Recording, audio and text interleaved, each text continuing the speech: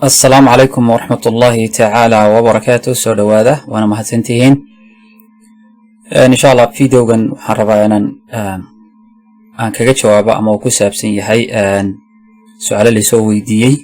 waa laba su'aalood oo runtii isku mid ah ama oran kara aad isugu dhow yihiin oo laba qof kala duwan ay soo weydiiyeen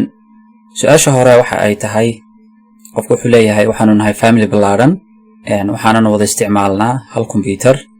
oo awood ma leeyahay qof walba computer gaar ah loo iibiyo marka qofka hadlaya oranto qof dhalinyaro ah ka muuqata wuxuu leeyahay maadaama qof dhalinyaro ahay dhalinyaro kale iga sii yar walaalahayna way jiraan marka computerkayga waxaan rabaa ma heli karaa qaab aan wax ugu xafidan karo ama ugu qarsan karo faylasha gaarka ama sawirada oo kale sida Facebook sawirada asxaabta ay soo dirto kala mar raba dhalinyarada gaarayay inay arkaan waxa uu leeyahay oo kale waana qanaa way jirtaa in qof walba account uu samaysan karo computerkiisa password uu ku xiran karo laakiin taas ma rabo waxay keenaysaa uu leeyahay waalidkina shakiyaan oo arkaan in waxyaabo khaldan aan ku daawanayo computerka marka wuxuu aanoo shakiga iska riixaya ma jirta qaab kale oo aan wax ugu qarsan karo computerkii oo family dhammaan la isticmaalayaan su'aash qof kale soo weydiiyay oo yana really lamid ah ama ku dhow aad ugu dhow wuxuu leeyahay waxaan u shaqeeyaa company waxaan shaqeeyaa shiftiga day shift marka shiftiga kala markaan isbedelano waxay soo galaan buuri 10 to 15 minutes ka hor marka still aan xafiiskii joogo computerka isticmaalay yimaadaan faylashaydii oo meesha ii filaqsan oo ka baxsan kuwa shaqada ayaa desktopka ii yaala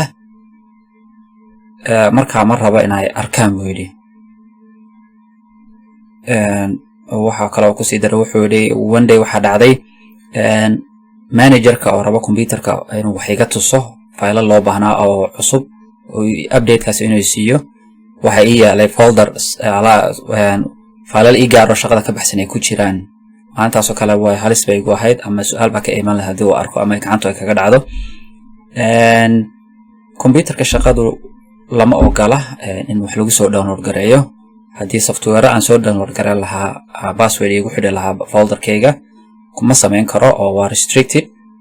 waana sida company-da ay u badan yihiin dadka shaqaalaha lama ogola in wax soo download gareeyaan marka xal kale ma jiraa insha Allah labada su'aalood ba jawaabtooda mid waxaan rabaa inaan idin tuso in faylashaada computerka kugu jira waa Windows Mac iyo hadii loo baahdo computerdaasna waan soo gelin doonaa insha Allah waxaan rabaa inaan soo aadan software isticmaaleen waxna soo download gareynayn in aad faylashaada aad ku xifdisan karto ama aad ku qarsan karto computerkaaga oo lagu isticmaalayo ama ka shaqadaba marka insha Allah la isweyd marka hore waxa laga yaabaa faylasha aad rabtaa inay desktopka ku filqsan yihiin oo meelo badan ay daadsan yihiin marka hore waan nidaaminaynaa waxaanu ku shubaynaa faylashaas ama sawirada aad u baahan tahay hal folderna micnihiisa waa garanaysaan waa wada taqaan explanation uma baahna hadii qolkaaga ama gurigaaga maryo ay filqsan yihiin waxaad samaysaa waa soo ururisaa shantad baad ku gurtaa waad habaysaa waa saas oo kale meel desktopkaaga kamida oo empty ah oo wax oolin right click si menu ba ku soo baxaya menugaas waxa tagaysaa meesha ku qorantay new haddana wuxuu ku soo saaray sub menu kale waxaad ka sii dooranaysaa folder ka markaad furto magac u bixi aynu bixinaba 1 2 3 4 5 6 folderka waa inoo diyaar waxaan rabnaa faylasha meesha yaala inaan ku gurno halkan hadii faylashaadu hal meel ay wada yaalaan waxa sameyn kartaa geeskooda intaad kala garayso aad hoos u jiida hal mar wada highlight gareyn kartaa laakiin hadii ay filqsan yihiin oo midba uu meel yaalo intaad kolba mid soo qaadi lahayd waqti bay ka qaadanaysaa marka waxa sameyn kartaa mid kamid ah kala garee ka ugu horeeya markaad kala garayso uu highlight garoobo waxaad taabanaysaa ama aad riixaysaa buttonka keyboardka ku yaala ee loo yaqaano control calaamadiisuna ay tahay CTRL kaas riix oo hay hasii deynin kuwa kalena mid u kala garee sida arki kartaa mid u kala gareynaya waxa laga yaabaa meelo kala fogina yaalaan kana qareebo ka bacdi waxa sameynaysaa faylashaas waan ka soo jaranaa desktopka waxaan ku shubaynaa folderka mid kamid ah right click hoos soo deg menuga ku soo baxa waxaad ka dooranaysaa cut oo micnaheedu yahay filashan halkan ka soo jar maadaama meel kale lagu shubayo. Also waxaad samayn kartaa keyboardka control iyo xarafka ama letterka x na waa isticmaali kartaa, waa isku shaqo. iyana waa sidoo kale waa cut. marka cut ku dhufo, cut markaad ku dhufato filashi waad ka jarta meeshii ilaa aad meel kale ku shubtay still way muuqdaan, waad arki kartaa. marka folderka fur, folderka markaad furto folderka gudihiisa right click C sidii oo kale. markan waxaad tegaysaa paste oo micnaheedu yahay filashi aan ka soo jaray desktopka halkan ku shub. sidoo kale waxaad isticmaali kartaa control iyo letter V ama xarafka V oo iyana la shaqo ah. marka ku dhufo paste, haddii arki kartaan filashi way kasoo desktopka waan kasoo qaadnay halkan aynu ku shubnay. marka aynu xidhno folderka, stepka ugu horeeya wuxuu ahaa filash horta marka hore inaynu habayno. waynu habaynay, folder baynu ku shubnay. kana delete gari xiraal noqda. folderkaas aynu ku shubnay aynu u bixinay 1 2 3 4 5 6. next step waxa weeye folderkii in aynu qarino. folderkaas isaga inaynu hawada u dirno insha Allah. marka folderka right click C, right click markaad siiso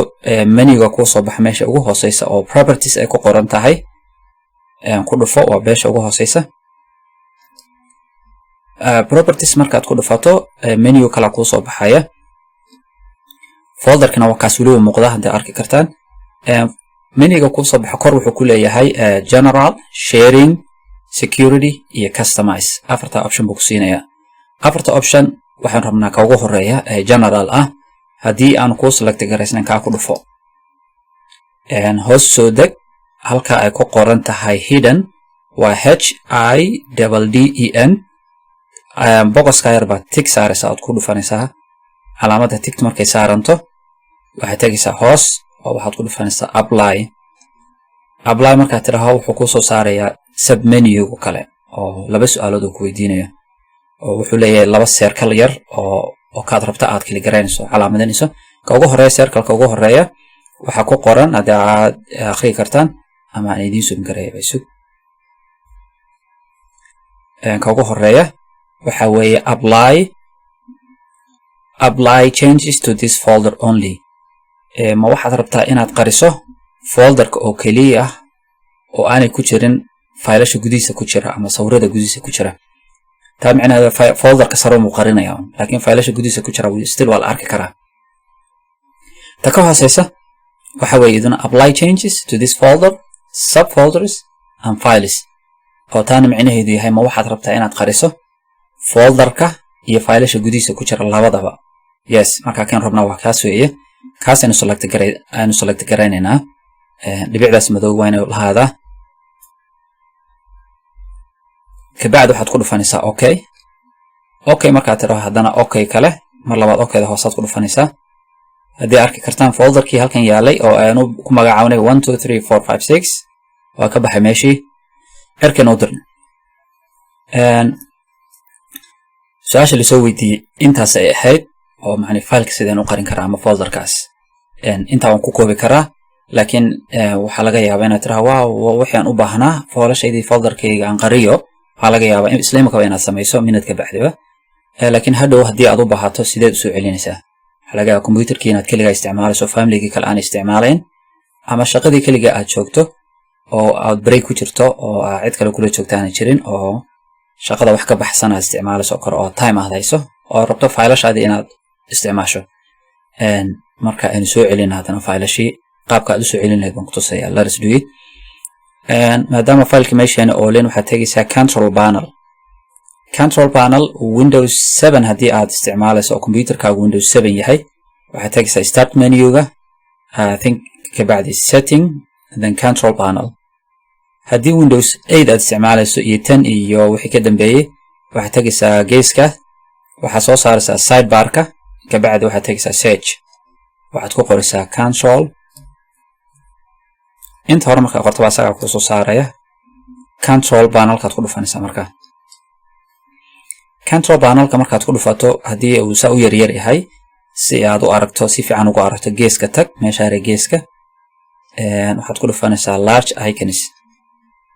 si iconada oo optionada dhan kuugu muuqdaan. kabacdi waxaad raadinaysaa folder options waad ku dhufanaysaa kili garaynaysaa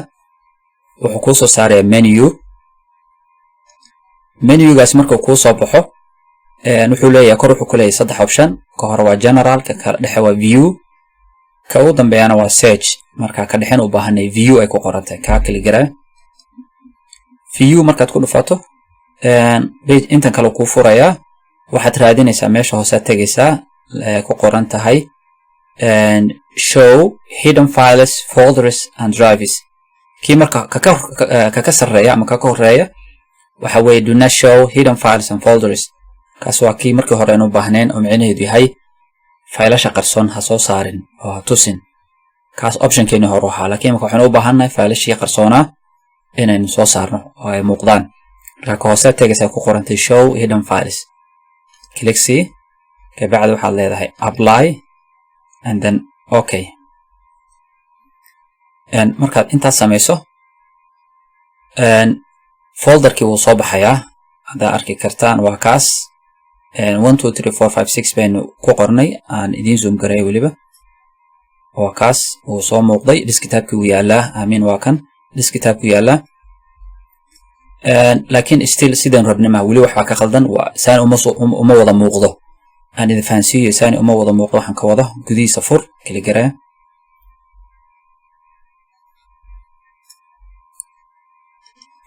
sawirradii ku jiray haddii aragtaan waxaa saaran shade oo midabkoodii saxda ahaa ma aha still way qarsoon yihiin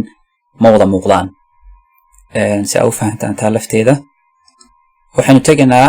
folderkii baynu right click siinaynaa waxaynu tegaynaa properties halkii markii hore aynu tagnay oo kale waxaan sameynaynaa markan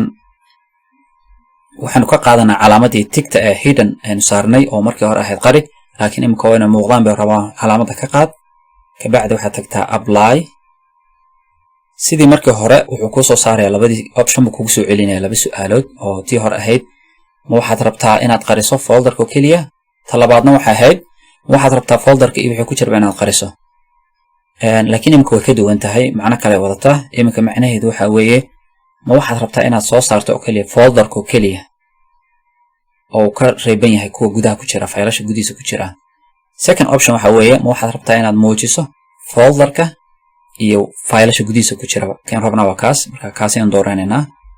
apply changes to this folder subfolders and files okay de haddana okay ku dhufo marka haddii arki kartaan ama aad idinku muuqdo folderka fur sawirada ku jira imika way ka kaleersan yihiin kalarkoodii saxda baad arki kartaa markii hore shade baa ku jiray waxaan u malaynayaa labada su'aalood la soo weydiiyey in aan ka jawaabay oo la fahmay haddii ay jirto videoga su'aalo la xiriira ama aan la fahmin insha Allah comment-ka liigu soo qoro su'aalo kale kuwaas lamida ama baaxinkaas haddii jirta la soo weydiiyo insha Allah videogan hala subscribe gareey hana la share gareey insha Allah والسلام عليكم ورحمة الله تعالى وبركاته.